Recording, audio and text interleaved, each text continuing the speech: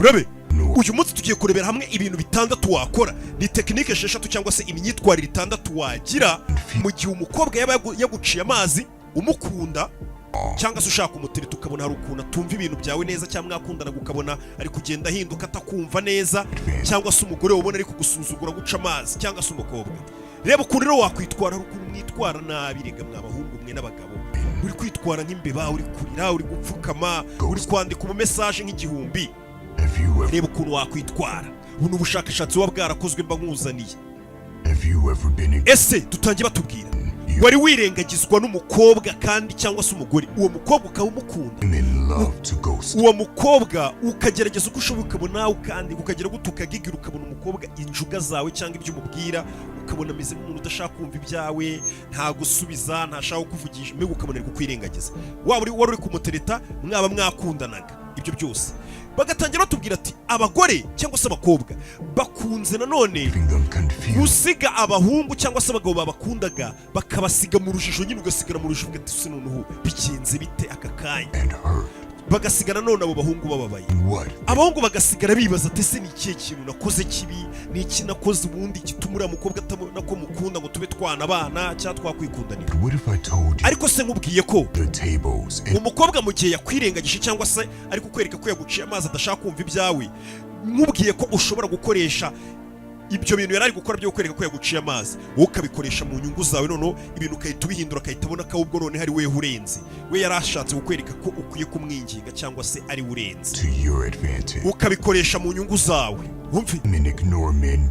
Abagore ubundi cyangwa se abakobwa birengagiza abagabo cyangwa se abasore bitewe n'imibare. Buriya abakobwa bagira imibare n'abagore bagira imibare. Buriya abahungu murasamye mwe nta n'ubwenge bwinshi muba mufite, buriya abagore bagira ubwenge bwinshi ngenda nabemera. Ngo umugore buriya nubona atangiye kujya kwirengagiza cyangwa atangiye kujya gusa nk'uguca amazi aguhunga ari mu bindi, asa nk'ugukwepa ukuntu, buriya ni imibare iba yabiteye. Abagore bagira imibare.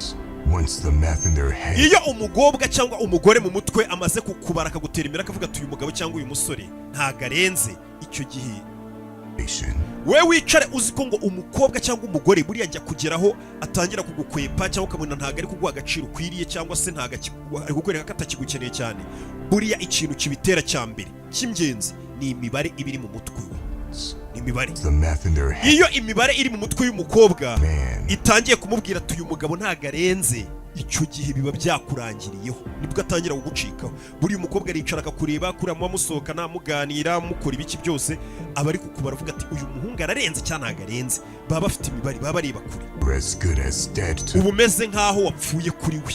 Iyo amaze imibare mu mutwe imaze kumwereka ati uyu muntu ntago ari umugabo w'agaciro, ntago ari umusore w'agaciro, ntago arenze, kuri we aba yamaze kukubona nk'umuntu nyine byarangiriyeho.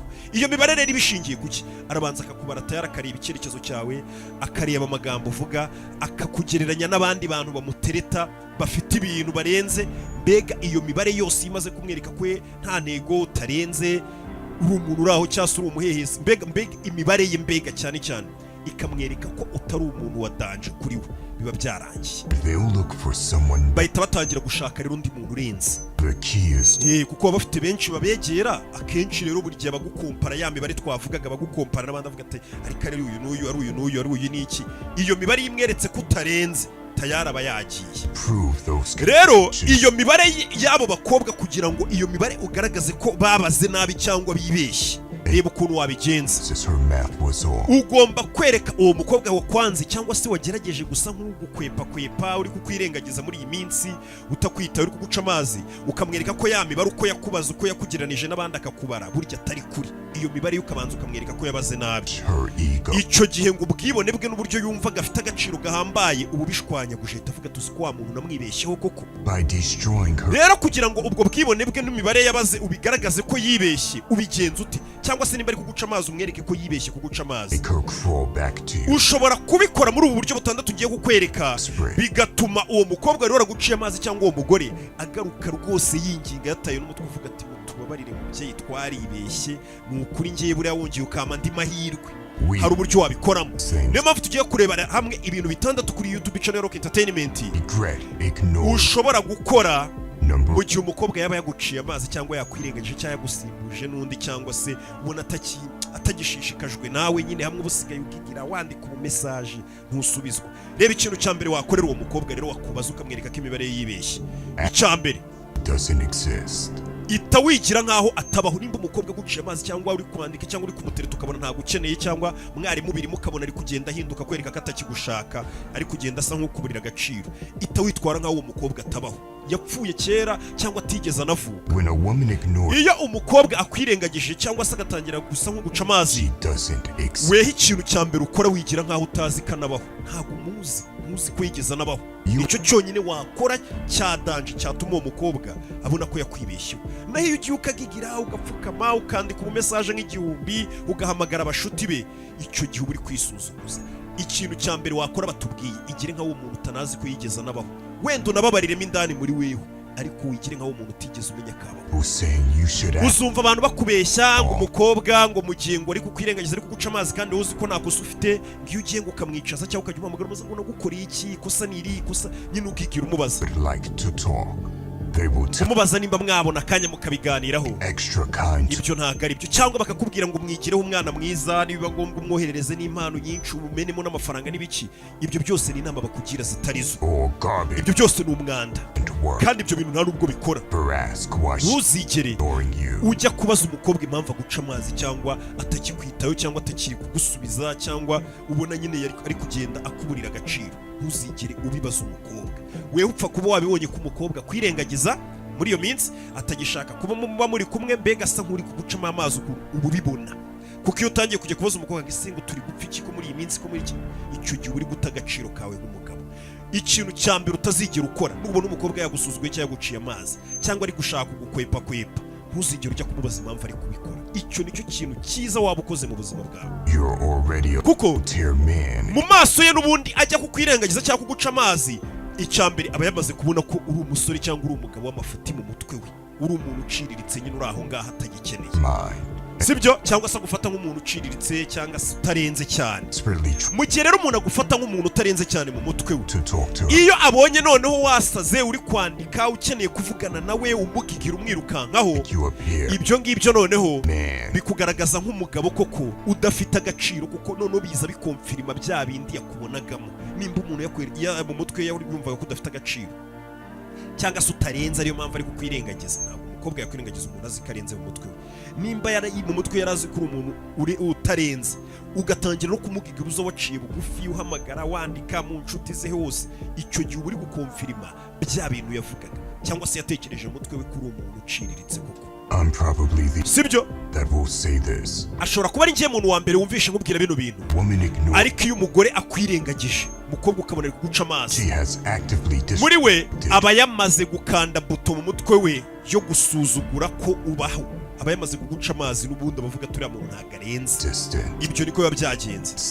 Rero ikintu cyonyine cya nyuma wakora utagomba nako gukora ni ugusubira kureba uwo mukobwa.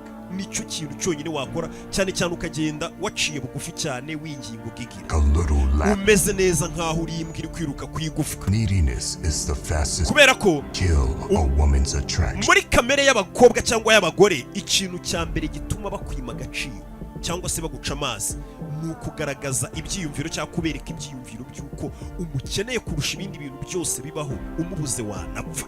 Cyane igihe uzareba abakobwa bakunze ni ibintu binazwi, abakobwa ntabwo bakunda umuntu ubereka ko abitayeho cyane, ahubwo iyo usaye nk'umwereka ko utamukeneye cyane, hari igihe nawe yibaza atari kuri musore ntabwo abona ko ndi mwiza ko abandi bansariye, kuko abamenyereye abantu benshi bamwereka ko bamusariye. Nawe rero iyo umweretse gutyo ko wasaze, icyo gihe agenda guca amazi. Ati nicyo kintu cyonyine uba udakwiye gukora, ahubwo ikintu cyonyine nakubwira nubona umuntu atangiye kuguca amazi cyangwa kukumenyera, igire nkaho uzi ko uwo muntu atabaho.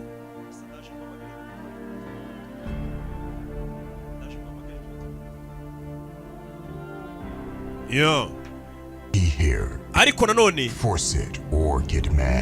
mu gihe ugiye kwereka umukobwa ko ushaka kumwereka ko kuba yaragusuzuguye cyangwa yaraguciye amazi yagusuzuguye, ntabwo ari ngombwa ngo ubikore umeze nkaho ushaka kubimwereka ngo ubihatirize ubimwereke. Uya hari umuntu ubikora mwanahura ukabona arakurebye ntagusuje, mbega agashaka kwereka ko ari nk'ubwana, ni nk'ubwana nyine icyo gihe umuhungu yaba agaragaje. Ntubikore nk'ubwana ushaka kubimwereka cyangwa kubibwira abantu cyangwa icyo ntabwo uri akana gatonya k'agakobwa kari gukina imikino, ya mikino yo guhimana.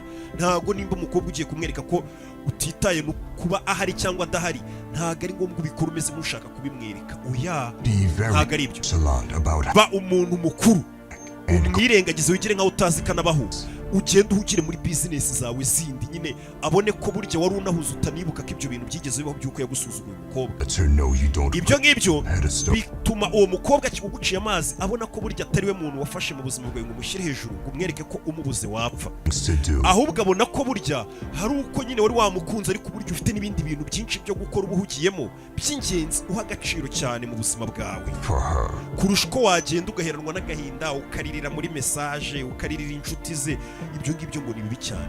Genda use nk'uhugira mu bindi bintu, nimba ari ishuri urihugireho, nimba ari imirimo yawe uyikore neza ahubwo cyane kurushaho uhugire mu bindi bintu. Tujye ku cya kabiri wakora rero mu gihe umukobwa yaba yakumenyereye agusuzugura, umutereta ubona atabyumva kandi mwakundana ukabona ari kugenda acika intege mu rukundo, ntukajye umwereka amarangamutima yawe. Hari abantu nanone bagaragaza amarangamutima bagakabya cyane. Buriya umugabo ugaragaza amarangamutima ye cyane agakabya, uri kugenda nawe utuvamo.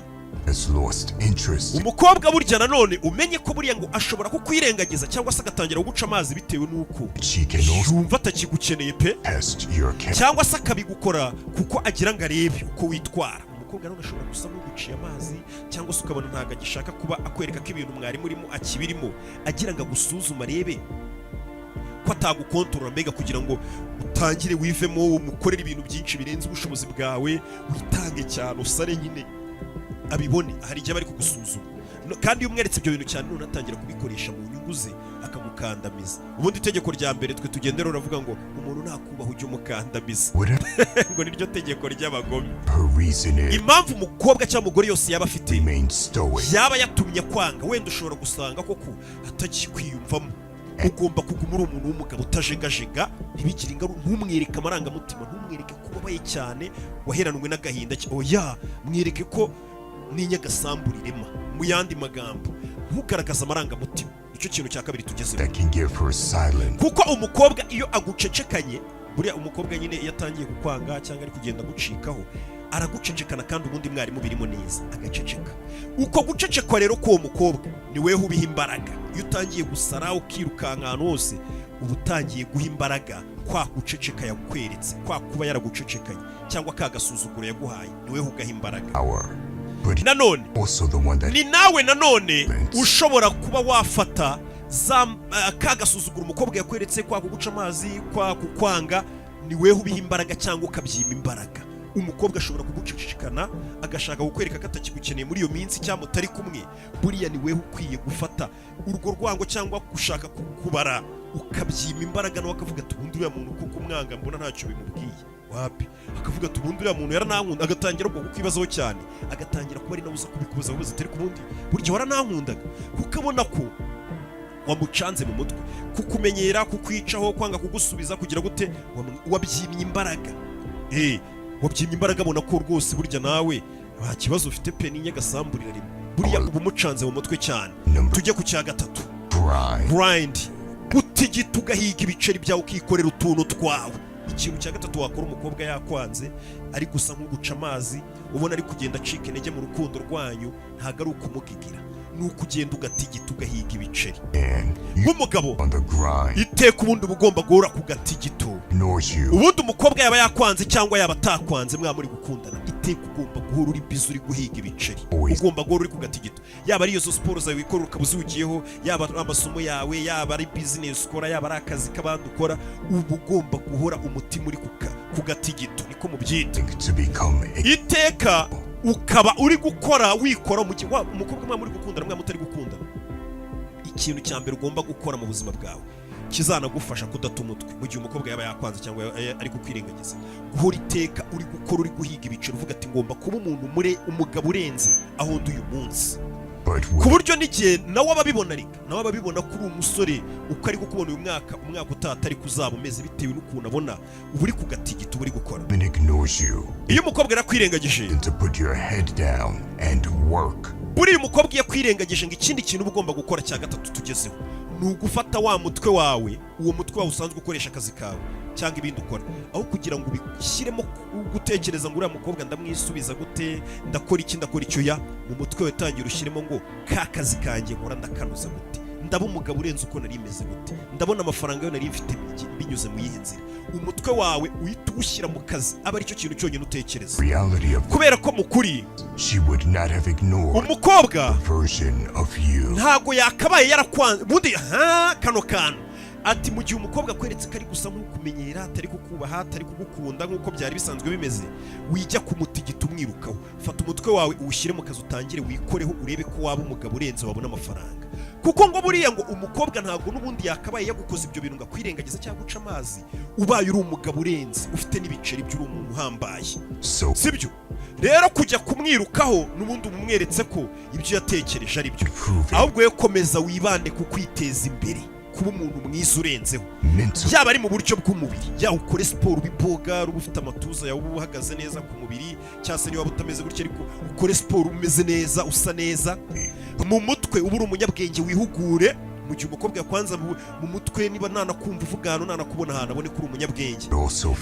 By'akarusho uba ufite amafaranga, ukorera amafaranga papa, uba ufite ibiceri byawe, ku buryo mu gihe kuko n'ubundi mu bintu byatumye guca amazi cyangwa byatumye kwanga, ibyo bitatu mubwiye birimo kuba nanone udafite ibiceri, kuko iyo uza kuba uri umuntu ufite ibiceri buriya biragoye ko bakwanga kandi bagukunda. Urabona umukobwa iyo agukoze ibintu nk'ibyo bavuga ati ni ka gasore katagira gahunda, nta n'ikindi kintu aba afite cyo gukora, araza kunyirukaho, nta kindi ari gukora, araza kunyirukaho. Cyangwa akomeza anyoherereza utumesaje nk'uko abandi basore babigenza, cyangwa ace ku nshuti zanjye azibwira ati mwamumbwiriye koko, cyangwa abavandimwe b'umukobwa. Ariko umukobwa iyo abonye utamwitayeho, wibereye mu guhiga amafaranga, akahita abona wibereye mu kazi kenshi, uri kwikorera amasiporo, uri kwihugura mu mutwe, uri kwiyungura ubumenyi, uri kuba umugabo urenze, uri kwambara neza, ukaba uri umuntu usa neza, ucaho umeze neza, atangira nawe kwishidikanya, akavuga ati ubundi umwanzuro nafashe wo kwanga uriya musore wari uwiki, ukaba umucanze mu mutwe. Cyane cyane noneho iyo uri gukora amafaranga meza, rero noneho ibiceri biri kuza, ababibona abakobwa buriya ngo babacungacunga abahungu banze, avuga ati ese asigaye afite umukobwa mwiza kundusha, ese asigaye afite amafaranga, ese asigaye asa neza, bango bacungacunga. Uba ugomba rero guhora umeze neza, by'akarusho ukaba ufite ibiceri. Wenda ibyo byerekeranye n'amafaranga, abasore benshi hano birabagonze, kuko abasore benshi nta mafaranga hano hanze ngo bafite, ariko video zivuga ku kuntu abasore babona amafaranga vuba bidatinze ndi kuzikoraho. Ntaho turambiye biriya bintu byo kumva ko abasore mwihebye, mwumva ngo nta musore ukigira amafaranga, ngo muzayabona nimumara gukura mushaje ngibicyo ya. Muri iyi minsi kuri YouTube channel mpamvu ngubwira ngo kora subscribe, turi gushaka ko guhera ku bana b'imyaka 18 kuzamuka, byibura kugeza kuri 27 30. Mwese mugomba kuba muri aba miliyoneri bitewe n'inyigisho muzajya mukura kuri iyi YouTube channel. Ndaje mbere kukuntu mwakorera amafaranga. Hasa ntabwo mubona abantu badafite amafaranga hano hanze, nako badafite ubwenge hano hanze basigaye bafite amafaranga menshi. None se gute bayagira mwe mutayafite mwa basore mwe? Ndaje mbere kukuntu mwabona amafaranga. Izo video nizo zizakurikira. Subscribe kugira ngo rero byaba byiza ukoze subscribe kugira ngo ubutaha izo video nizijyaho n'izindi ujye uri tayari. Tujye ku kintu cya kane. Buriya nanone ikintu gishobora gutuma umukobwa aguca amazi, hari igihe ububowa umukobwa ni nk'umuhasho, ntimuganira, ngo umusetse, nyine abona uri umuntu ushishikaje, sina ngombwa ngo umusetse, ariko hari umuntu umukobwa buriya hari umuntu baganira akavuga ati umusore igiye gunda no kuganira, wakumva yafata na telefone akaguhamagara mukavugana amasaha menshi, ariko hari n'umuntu ububowa, nawe wa muhungu we cyangwa wa mugabo, hari igihe ububowa rwose umuntu akumva kuba ari kumwe nawe bimubowa pe. Bajya bavuga ngo abakobwa buriya bakunda ibintu bibanezeza, kandi ni ukuri. Abakobwa bakunze kwirengagiza abasore babowa. Umusore nyine uri kumwe n'umukobwa ngo basohoka, nyine wamusohokana ahantu hahenze gute, sibyo? Ariko ukamubowa ugasanga ntago yishimye, ntago hahiye, nyine akumva n'ubundi birarutwa niyo asohokera kuri botike na ka gasore kaba gafite utugambo twiza, gafite injuga, kamujyana mu tuntu ataramenyereye kubona. Mbega umukobwa uba ugomba kumutungura, ukamubara, ukamwibuka, ukavuga ati uyu mukobwa atazanandambirwa ibyo umukorera uyu munsi, ejo akahita ubona umutaye mudukoryo dushya, ukamubwira ibintu bishya. Nimba usanzwe umubwira burage, ejo akumva uri kumubwira ku bitekerezo bizima by'amabizinesi, umubwira ukuntu ukamutungura mbega mu bintu muganira cyangwa aho musohokana cyangwa ibyo mukorana, ukamutungura muri buri kimwe. no mu kuhatwika nyine udukoryo utumarinyeri tugenda wongeramo udushyashya version of yourself is very mu gihe rero wa mugabo we uba buri gihe uri gukora ngo ube umugabo urenze ntago kuba uri gukora ngo ube umugabo urenze cyangwa uri gukorera amafaranga aribyo bikugira umuntu nanone ubo w'igitsina gore ngo umukobwa abakobwa nabo hari igihe tubarenganya ngo uri wa muntu ucecetse wifunze udashaka kwirekura ngo nuko ngo wiri uhiga ibiceri ngo ufite amafaranga yawe wumve ngo ubwo wamwohereje amafaranga cyangwa mwasohokanye ahantu hahenze ngo wamuhaye show oya iga no kumenya kunezeza umukobwa umuganirize ibyo nabyo ugomba kuba ubizi kuko biri mu bintu byatuma umukobwa agucikaho kuko buriya ngo umukobwa ashobora kugucikaho wari uzi ngo warafatishije ngo uri umukire ngo ufite amafaranga biki n'ibiki mwaba muri kumwe we akaba ari kwitekerereza undi musore bajya baganira umuhasho umunezeza umusetsa umubwira ibintu ataramenyereye kumva cyangwa bakorana ibintu bigiye bishishikaje bigiye bitandukanye ntabwo urumva uduhungu dufata abakobwa ngo twitwa twa Scott tukabajyana ahantu mu gashyamba bakicara bakanywa utuntu twamake baganira umukobwa akabona birenze kumujyana ahantu hahenze Scott w'Icyangugu na ba Cedric b'Icyangugu ba bahungu bategura bafite utuntu tw'utumarinyeri bakora ku buryo umukobwa ashobora no kwibagirwa umugabo wari uri seriye uzamuta n'amago cyangwa iki n'iki ugasanga umukobwa ari kumwe na Kadafi umufera umusetsa amubeshya tuntu atutwo tuntu natwo ntago ari ngombwa ngo umusetsa ariko basi abone kuri umuntu ushishikaje utamurambiraho mwaba muri hose ati niyo mpamvu abantu benshi ukunze gusanga bibaza b'abagabo ngo kucyura mukobwa yanyanze agasanga kari agahungu k'inzererezi kadafite amafaranga karaho wenda kakanywatabi n'ibimogi n'ibiki kagasinze hari utuntu tw'utumarinyeri natwo mukatumenyerega mwabagabo ushobora kwibaza ati ko ndi bogari kurusha uriya muntu kucya ntwara sheri kumbona uriya we atari ni bogari nta six pack afite n'ibondo bikagucanga urabowa wa mugabo ugomba kumenya ko nk'umugabo nyamugabo menya neza ko ugomba gutuma abakobwa cyangwa abagore mu gihe bakuri iruhande bagomba kunezerwa ejo bakifuza no kugaruka iruhande rwawe akavuga ati ndagukumbuye tubonanye ryara ariko ku buryo bakwiyamagana ngo baragukumbuye pana wewe gore ubabwira ngo urabakumbuye ukabona bari no gukwepa kwepa urababowa ubundi iyo utabowa umukobwa iyo muri kumwe yumva anezerewe arakwiyamagana ubwira ati harya tubonanye ryara Being an exciting man is gusa ibyo bintu byo kuba umugabo ushishikaje n'ubumenyi ni ibintu wiga ntabwo ari ibintu umuntu avukana ni ibintu byo kwihuguruka bagatari kutudukoryo wadukora niwo ugomba gufata umunsi wawe ukabyigaho ukavuga ati reka mbivugurure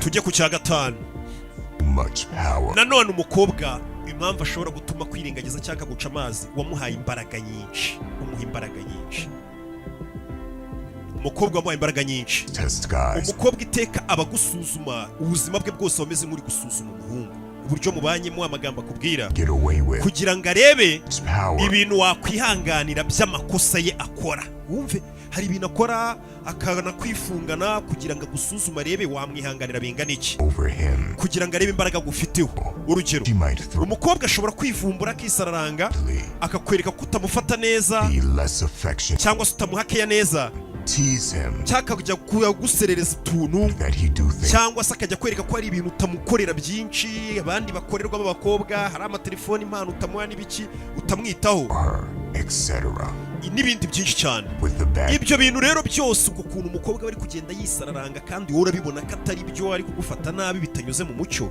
utwo tuntu twose agenda akora yasohotse yaza wamubaza ngo yarari hehe akahita anakuboroka akubwira ati ndi kumwe n'inshuti zanjye nimba utabyumva ubireke abagiraga gusuzuma reba ibintu wakwihanganira kuri we mbega utuntu nk'utwo none yamaze kubona uri kugenda umuha imbaraga nyinshi ukabwira ati sawa nta kibazo nibyo ugenda umwereka ko wamwihanganira cyane uba uri kugenda umuha imbaraga nyinshi agufiteho ibyo byose kandi ngo abagabo biterwa nuko uba ufite ubwoba umukobwa narabikwereka akakwereka ko umubuze nyine ushobora kumubura bitewe n'utwo tuntu ukomeje kugenda umwereka nyine tutari twiza kuri we icyo gihe rero abagabo bakunze kwereka abakobwa ko bafite ubwoba bwo kumubura ibyo ngibyo rero imbaraga zose uzimuhaye uba umweretse ko ufite ubwoba bwo kumubura bigatuma azajya akora ibyo yishakiye byose icyo gihe rero umukobwa ahita akuburira icyubahiro ibyo bintu ntabwo babikunda umukobwa iyo akora amakosa ukayihanganira ngo nuko ufite ubwoba bwo kumubura, watangira kumuhana umwereka amakosa ye akakwivumbura, ukajya kwinginga kandi ariwe wakoze amakosa, icyo gihe uri kumuha imbaraga, uri no kumwereka ko umubuze wapfa. Ibyo bintu bituma umukobwa agusuzugura akabona ko nta n'umugabo buryo ukurimo, nubwo atabikwereka akakwereka muri ako kanya ko ariweho umwana mwiza, ababibona ko nta mugabo ukurimo. Nimba hari ikintu cya mbere umugabo agomba kwirinda, ni uguha izo mbaraga zose uwo mukobwa cyangwa uwo mugore. Ni bibi cyane. Ubundi umukobwa uba ugomba kumwereka ko umukunda, unamwubaha, nawe akagukunda akanakubaha. Ibirenze aho ngaho rero uba ugomba kuguma mu mwanya w'imbaraga, ari wowe ufite ijambo rimwereka ko mu gihe iyo myizerere yo kubahana no gukundana washaka kwirengaho yitwaje ko ngo akwereka ko umukeneye cyane umubuze wapfa, icyo gihe aba yasuzuguye za mbaraga, aba yamaze kugusuzugura nubwo bakikubona nk'umugabo, aba yarengereye. Mu gihe rero umukobwa yarengereye cyangwa yakoze ayo makosa yose, uba ugomba kumwicaza ukamubwira ati rero biriya bintu ukora ntabwo ari byo, wanengushye, ibyo bya bindi byose nakubwiye nyine yikoresha agira ngo agukange cyangwa se ya makosa akora akanivumbura kugira ngo umwinginge, ntabwo ari byo. Nimba ikosa ribaye uri umugabo nyamugabo cyangwa umusore nyamusore, mwicaza ubwire ngo iri ni ikosa, sinkeneye kongera kubibona. Mu gihe abirenzeho caho genda, ikosa rimwereka uko riri. Guhera uyu munsi unamubwire ngo iryo kosa sinkeneye kongera uribona, ninongera kuribona nzakora iki, nzagenda cyangwa uzagenda. Aba bizi, yicara bizi kandi ubikore koko. Kandi ibyo bintu ntabwo ugomba kubikora urwana cyangwa ushwana cyangwa ubwira umukobwa nabi, ni bibi cyane. Mwicaze ubimuganiriza uri seri, ubwira ati ibi bintu ni bibi, sinkeneye kongera kubibona, mu ijwi rituje nk'umuntu uri poze, udafite ibisazi mu mutwe, utababaye cyane, utayagaye. Ugomba kubimubwira uri umuntu utuje, akabona ko wanabitekerejeho. Buriya uvuze ibintu uri gutonga nawe umutuka, umubwira nabi, ushaka kurwana, abona ko wari uko warakaye wataye umutwe. Ariko iyo ubwiye umuntu utuje abona ko ibyo bintu wabifatiye igihe ukabitekereza, ukamwereka ibintu akora bitakunezeza, bya bindi nyine abashaka gukora, agashaka kukwereka ko abifitiye uburenganzira kandi atari byo. Ibyo ngibyo, icyo gihe ikintu wakora uhita ucaho ukagenda ukamwereka ko udakeneye no kuzongera kumubona cyangwa kumwumva, kubera ko yarenze ku mahame cyangwa se amategeko wamuhaye cyangwa se ubwumvikane buri hagati yanyu. Mbega akabona ko imyitwarire ye mibi itagomba kugutera ubwoba bwo kumubura, ahubwo igomba gutuma umubura akagenda, kuko nta muntu w'umugabo ugomba gutorera imyitwarire mibi. Tujye ku cya gatandatu. Ikindi, ibande ku ntego yawe nk'umugabo. Mu gihe umukobwa yaba ari kugusuzugura cyangwa ari guca amazi, ibande ku ntego yawe nk'umugabo. Umugabo udafite intego, biroroshye cyane kuba ibintu bimuzengurutse byose byamutesha umutwe, ahangayikishwa n'utuntu dutonya, ahangayikishwa n'ibintu bidafite agaciro by'umwanda. Ariko umugabo ufite intego nta kintu kimujegajeza. Umukobwa yamuca amazi, yamwiryaho, yamwereka ko atamukeneye, umugabo ufite intego ntabwo ibyo bimureba, ahita avuga ati aririye, kanisubirire mu kazi kanjye, kanisubirire kuri gahunda yanjye. Hari abantu bafite intego, hari n'abantu badafite intego. Buri musore udafite intego uzamubonera ko iyo umukobwa asa nk'uri kumwereka ko atamukeneye, yamucuye amazi, bakundanaga, arasara cyane, ata umutwe, ukabona nta kintu gishaka gukora mu buzima bwe, nuko nta ntego aba asanzwe afite yo kuvuga ngo ubuzima bwanjye mbayeho nkorera iki kintu, ngomba kuzagera kuri iki. Ahita amera nk'aho ubuzima bwe bwari bugarukiye kuri ubwo rukundo uwo mukobwa yamuhaga, ukahita ubona ubuzima bw'umusore bwahagaze. Uwo musore n'ubundi nta mugabo uba umurimo, nta ntego n'ubundi aba afite, ahubwo abakobwa bajye banabanga. Ubundi umugabo nyamugabo ufite intego ntago aba agomba kwita, cyangwa se n'umugore ufite intego ntago uwo mugore aba agomba kwita ngo umugabo anyanze cyangwa uyu musore cyangwa uyu mukobwa anyanze, ubuzima bwanjye bwahagarara cyangwa ukagufatuya. Intego zawe nizo uba ugomba gushyira imbere y'abo bakobwa utereta. Intego yawe mu buzima ikaba ihari, icyo wifuza kugeraho. Imana yagushyiriye kuri iyi si, hari icyo Imana yagushyiriye kuri iyi si ngo uzakore uzagereho. Ntabwo Imana yagushyiriyeho ngo uzakundane n'uwo mukobwa ngo nakwanga upfe cyangwa utume utwe usare, wapi. Imana yagushyiriye kuri iyi si kuko hari ikindi kintu uzakora. Biriya bindi by'inkundo n'ibiki na accessoire, iyi ni ibintu bindi biza ni kansayidira. Hariyo mpamvu nyine n'amadivorce abaho n'ibikina, umuntu murabana mugahuza cyane muhuza, n'ababyeyi muratandukana. Ibyo ngibyo rero umukobwa yazi ko ufite intego kandi ushyira imbere ye, ufite ibindi bintu ku isi ugomba gukora biri imbere y'ubuzima bwe cyangwa biri imbere y'urukundo rwe, icyo gihe ngo umukobwa bimucisha bugufi imbere yawe, ndetse binarimbura ubwibone bwe, bwa bwibone baba bafite, abavuga ati ambuze se ko yapfa, yakura he se undi umeze nkanjye, yamukura he. Nibwo bigenda. icyo gihe umweretse ko kuba yaguca amazi yagusuzugura ntacyo bivuze imbere yawe, kuko ufite ibindi bintu, ufite izindi ntego nyinshi uhugiyeho. uzi abagabo basuzugurwa n'abakobwa baca amazi, ugasanga umugabo yigiriye mu madiro ye, yikiriye amadiro, ukazasanga umuntu aramukeneye, arakwigarura. niko bigomba kugenda. Will not affect you anymore. niyo kandi atagaruka buri gihe. So get on your purpose. uba ugomba rero kuba ufite intego buri munsi. cyangwa se wenda uri kureba ino video, wenda uri umusore cyangwa uri umugabo, ukaba utaramenya intego yawe ufite kuri iyi si ni iyihe. ibyo nabyo twakumva, ariko reka nkubwire, reka nkwereke uburyo wamenya intego yawe. wenda ngiye kuba ntandukiriye mve ku ntego twari turiho, mbanze mfasha abasore n'abagabo n'abakobwa bari hano kumenya intego yawe mu buzima bwawe, n'abagore n'abakobwa ari hano mba ndi kubabwirira hamwe. njye ntabwo mbogamiye ku bahungu n'abakobwa ya, niyo mpamvu hari amavideo menshi agiye kugeza kenshi yereka abakobwa nanone uburyo bagomba kwitwara ku bagabo. nanone reka mbe ntandukiriyeho gatoya, reka nkwereke ukuntu wamenya intego yawe, kandi ibintu mugiye kumva ni ingenzi cyane, bigiye kuba bihabanye n'ibyo twari turiho. aka ni akantu ubundi nagomba kuzasura mu yindi video y'ubutaha, ko kwereka abagabo kugufasha kumenya intego yawe. ariko uyu munsi wa none reka nkabereke ni gute rero umusore cyangwa umugabo wamenya intego yawe. umve, abantu benshi muri kano kanya ntabwo bakimenya intego yabo, basigaye bangiza n'umwanya cyane. ndagira ngo wumve, kugira ngo umenye intego yawe cyangwa intumbero yawe muri iyi si, ugomba kubanza mbere na mbere ugakura ibirangaza mu buzima bwawe byose. ibirangaza bikurangaza ngira ngo urabizi. abantu benshi bararangaye muri iyi minsi ku buryo batazi intego yabo. umuntu azi ko agomba kujya gukora, azi ko agomba kujya kunywa amayoga, azi ko weekend agomba gusinda, azi ko agomba kujya mu maninja cyangwa akajya mu bahungu. bararangaye, bafite ibigari basangira, nyine ugasanga umuntu azi ko ngo aryohewe n'ubuzima buryoshye, ariko iyo ntabwo ari intego. jya unyuzamo uba uri wenyine n'ibitekerezo byawe. guhera uyu munsi ushaka umwanya munini, ujye uri wenyine n'ibitekerezo byawe, ubanze witekerezeho. utekereze uyu munsi, utekereze n'imyaka 10 iri imbere, weho uzaba uri mu ntoki. ese uzaba ukiri muri ayo mayoga zizaba zitarakwishe?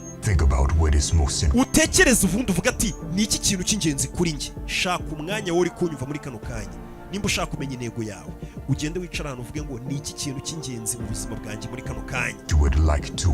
ese ni iki ahubwo nifuza kugeraho kurusha ibindi byose kuri iyi si? ese ikintu wifuza kugeraho ni ugutwika n'ukwirirwa muri ako gakungu muzenguruka ngo muri kwinezeza ngo mwasohotse muri hehe? ntabwo ari icyo wifuza imyaka 10 iri imbere, kandi kugera kuri iyo myaka 10 bikora nonaha. gishobora kuba ari ikintu icyo cyose wifuza kugeraho. buriya ikintu cya mbere ugomba gutekereza n'intego yawe ya mbere ugomba kugira nk'umugabo. intego ya buri mugabo wese agomba kugira, izindi ziza zikurikira iyo ntego, ni ukuba umukire. iyo niyo ntego ya mbere ugomba kugira, kuko nk'umugabo ugomba kwicara uzi ngo uzabazwa byinshi. uzabibazwa n'umugore wawe, uzabibazwa na girlfriend wawe, uzabibazwa n'abana bawe, uzabibazwa n'umuryango wawe. ugomba kuba uri provider. ugomba intego yawe ya mbere nk'umugabo kubona ibiceri, ibindi byose bize bikurikira aho ngaho. iyo niyo ntego ya mbere. mbere yuko unatekereza izindi ntego ufite mu buzima bwawe, banza wibaze ngo nkeneye kuba mfite amafaranga.